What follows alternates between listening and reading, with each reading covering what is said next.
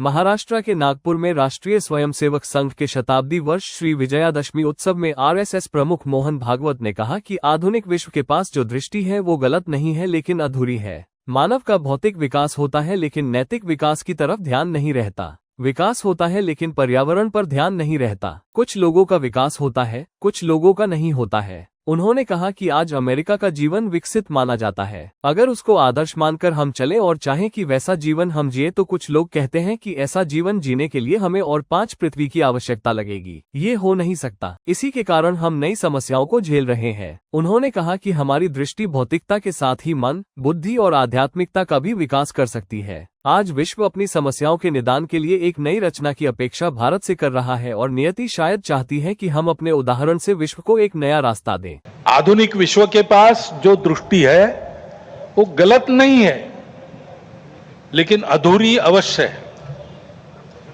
मानव का भौतिक विकास होता है, नैतिक विकास की ओर ध्यान नहीं रहता है। विकास होता है, पर्यावरण की ओर ध्यान नहीं रहता। विकास होता है, कुछ लोगों का होता है, कुछ का नहीं होता।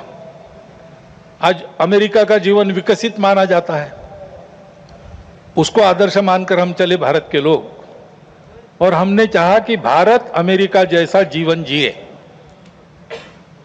तो कुछ अभ्यासक कहते हैं हिसाब करके ऐसा जीवन जीने के लिए और 5 पृथ्वियों की आवश्यकता लगेगी।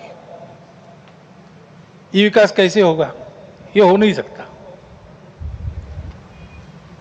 प्रगति के साथ साथ इसी के कारण नई नई समस्याओं को हम झेल रहे, जो प्राण संकट बन रही है। दृष्टि का अधूरापन ही इसके लिए कारण है। हमारी दृष्टि है, हमारी दृष्टि भौतिक विकास के साथ साथ मन, बुद्धि और आध्यात्मिकता का विकास कर सकती है, करती है। व्यक्ति के साथ साथ मानव समूह और सृष्टि का भी विकास साधने वाली हमारी दृष्टि है। मनुष्य की आवश्यकताओं, इच्छाओं के अनुरूप आर्थिक स्थिति, इच्छा पूर्ति हो सबकी, ऐसी व्यवस्था, उसके साथ साथ ही समूह के प्रति और सृष्टि के प्रति कर्तव्य बुद्धि और अपनेपन का साक्षात्कार व्यक्तियों में जगाने की शक्ति हमारी इस दृष्टि में है। सहस्त्रों वर्षों तक विश्व में इस दृष्टि के आधार पर हमने एक सुंदर, समृद्ध, शांतिपूर्ण, परस्पर संबंधों को पहचानने वाला और मनुष्य और सृष्टि का, मनुष्य और समूह का सहयोगी जीवन ऐसे प्रस्थापित किया था।